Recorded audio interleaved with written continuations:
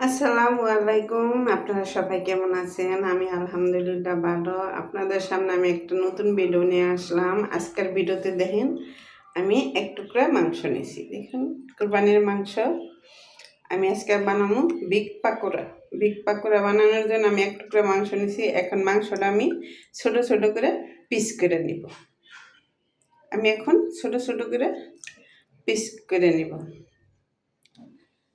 তো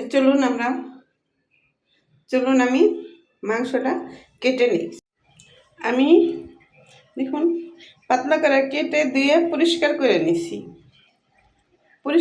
নিছি। এখন আমি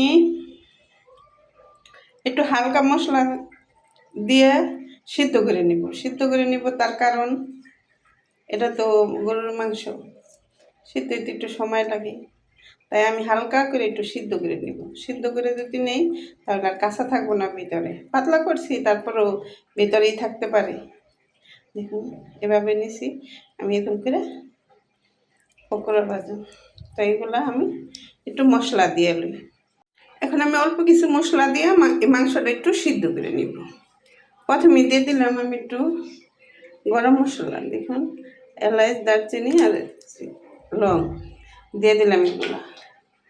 আর দিয়ে দিব আমি হালকা একটু হলুদ, বেশি দিব না, ওগুলো তো আবার ফ্রাই করানোর সময় দিব, তাই হালকা দিয়ে দিলাম।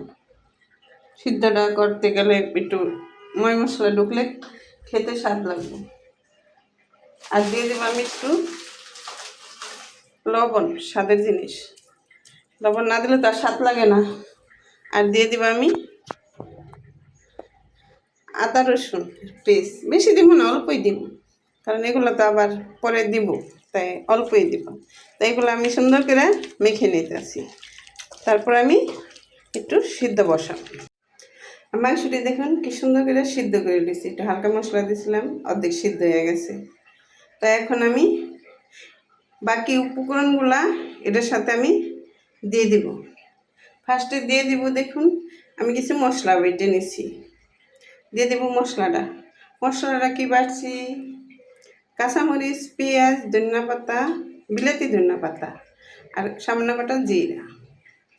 এখন আমি এক সব উপকরণ দিয়ে দিব একটু ধনিয়ারই পাইনি, তাই একটু ফাঁকি দিলাম। আর দিব হালকা একটু হলুদের গুঁড়া,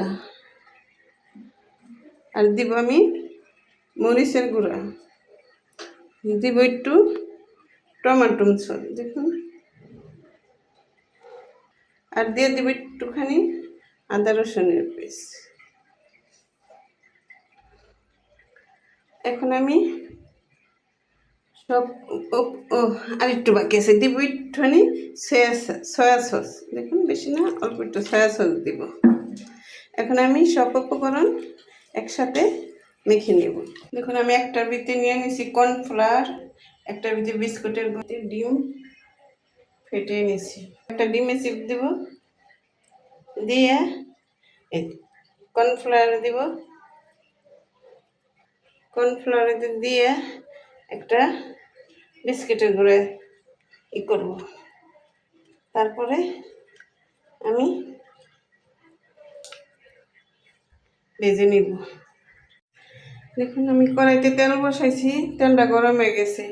আমি এইভাবে সবগুলা ভেজে নিব, বানাই দেখবেন কেমন লাগে। তার সাথে নিয়েছি শসা, পেঁয়াজ আর কাঁচামরিচ, আর নিব টমেটো সস। তাই আপনারা ভালো থাকবেন। দেশে ও নানান জায়গায় অনেক বন্যায় তো মানুষের দিকে দোয়া করবেন, নিজেরা অসুস্থ থাকবেন, নিরাপদে থাকবেন, তাদেরকে এটাই বলার। আমার ভিডিওটা অবশ্যই দেখবেন। আসসালামু আলাইকুম।